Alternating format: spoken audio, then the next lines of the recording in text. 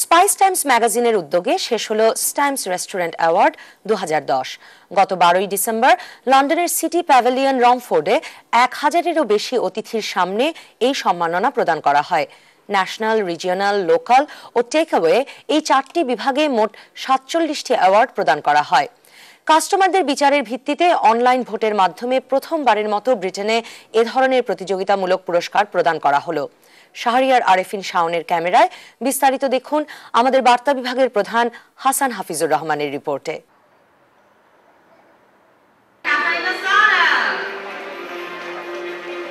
এই অ্যাওয়ার্ড অনুষ্ঠানে বিচারকের দায়িত্বে ছিলেন রেস্টুরেন্টের সাধারণ কাস্টমাররা। এতে করে সত্যিকারের ভালো রেস্টুরেন্টগুলোকে বাছাই করা গেছে বলে দাবি করেছেন কর্তৃপক্ষ।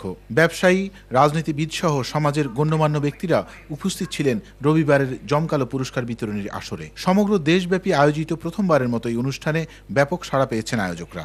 Well, the award ceremony has been a great success tonight. A lot of happy people. We can only get better with time. Our future plan to make the awards even bigger and better for next year. We're looking for a big venue already to host the next year's awards and to get even bigger response from the general public. And we hope to get a more wider range of restaurants participating for next year's competition.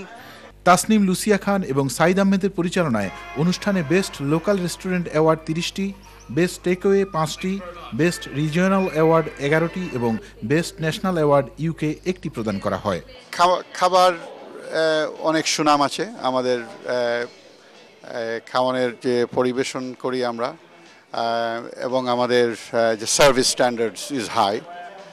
সব কিছু মিলিয়ে north ইস্টের মধ্যে যদি কেউ বলে যে একটা ভালো রেস্টুরেন্ট কোথায়, আমাদেরকে সবসময় রেকমেন্ড করে কাস্টমাররা। অনুষ্ঠানকে প্রাণবন্ত করতে ব্রিটেনের নামকরা এন্টারটেইনমেন্ট গ্রুপ সিগনেচার এবং ফ্লেক্স এক্স সহ বেশ কয়েকটি নামকরা দল অংশ নেয়। Hasan Hafizur Rahman, NTV news, London.